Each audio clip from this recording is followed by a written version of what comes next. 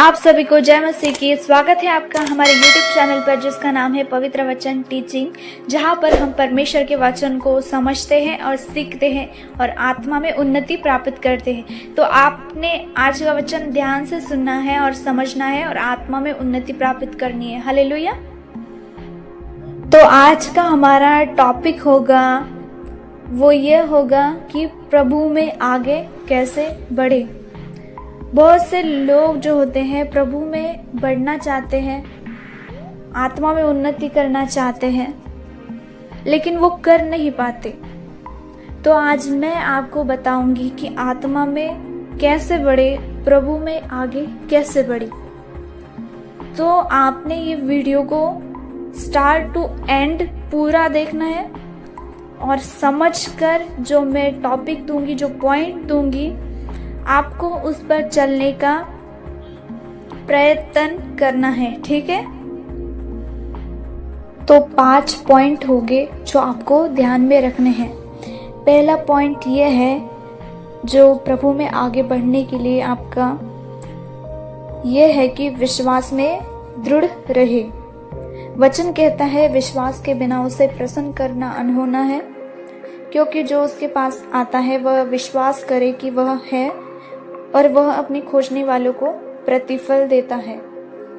तो विश्वास प्रभु पर रखना है और उसकी खोज करनी है अपने प्रतिदिन के जीवन में। बस ये चीज नहीं चलेगी कि सिर्फ विश्वास रखा है पर कोई भूख प्यास नहीं परमेश्वर के लिए। वचन कहता है वह अपने खोजने वालों को प्रतिफल देता है। क्या कहता है परमेश्वर? वो अपने खोजने वालों को प्रतिफल देता है। तो हमें परमेश्वर को खोजना भी है और अपने प्रार्थनाओं पर भी विश्वास रखना है, तब परमेश्वर आपको प्रतिफल देता है। तो दूसरा हमारा पॉइंट होगा प्रेम में चलना। आज बहुत से लोग एक दूसरे से प्रेम नहीं रख पाते, हेट करते एक दूसरे से, जलस करते एक दूसरे से। बट इन सब बातों के विपरीत आपको प्रेम में चलना है।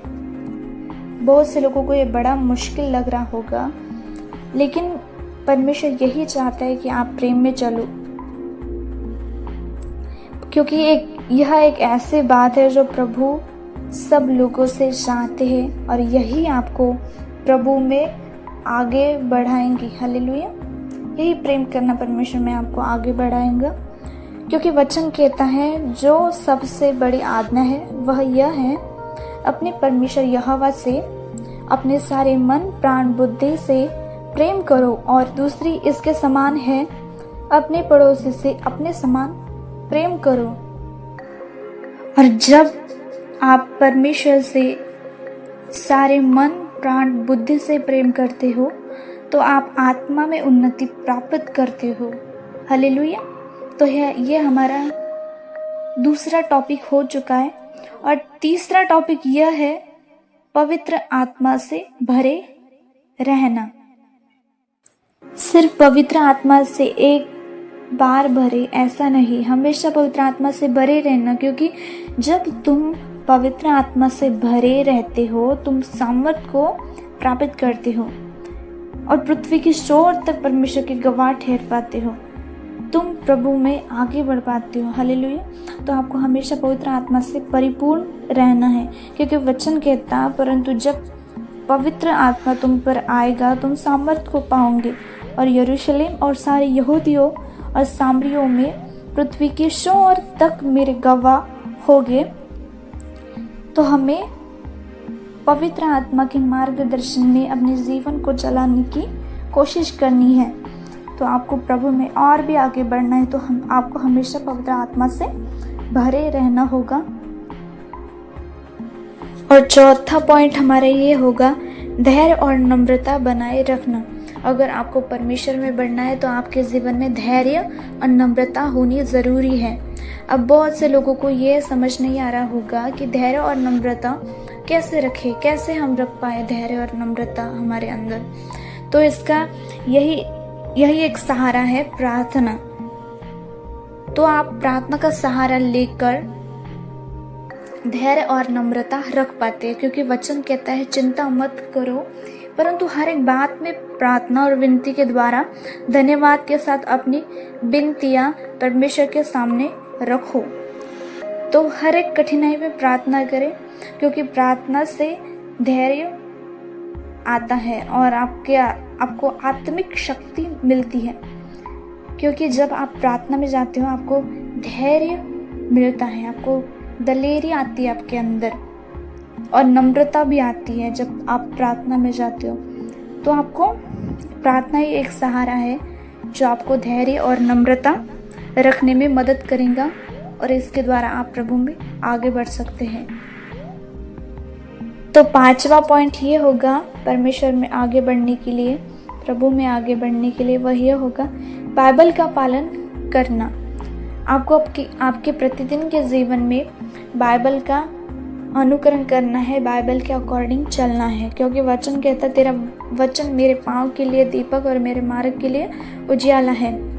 तो आपको वचन को यह समझकर पालन करना है कि वह आपके मार्ग के लिए एक उजियाला है। जिस तरह हम अंधकार में चलते हैं तो हमें पता नहीं होता कि हम सही चल रहे हैं या गलत चल रहे हैं, लेकिन जब आप उजियाले में चलते हैं तब आपको पता होता है कि हम कौन से और किस मार्ग पर चल रहे हैं। तो उसी तरह से वचन हमारे लिए, हमारे मार्ग के लिए उजियाला है। तो प्रभु यीशु में बढ़ने के लिए नियमित आपको प्रार्थना करनी है, संगति में रहना है और वचन का पालन करना है। हालेलुया। तो इन 5 पॉइंट जो मैंने आपको दिए हैं, ये 5 बातें जो मैंने आपसे कही है, आपको आपके डेली जीवन में इसका अनुकरण करना है और इस पर चलने की पूरी चौकसी करनी है। तो आपको यह वचन समझ आ गया हो तो इस वचन को ज़रूर से लाइक करें, वीडियो को शेयर करें अपने मसीही दोस्तों के साथ, और परमेश्वर की महिमा के लिए कमेंट में परमेश्वर की महिमा के वर्ड्स लिखें। और चैनल पर अगर आप नए हो तो इस चैनल को ज़रूर से सब्सक्राइब कर लें, और बेल नोटिफिकेशन आपको चाहिए तो बेल आइकन को ज़रूर से क्लिक करें, और प्रभु आपके जीवन में ज़रूर काम करेंगे। हालेलुया। तो आप सभी को जय मसीह की।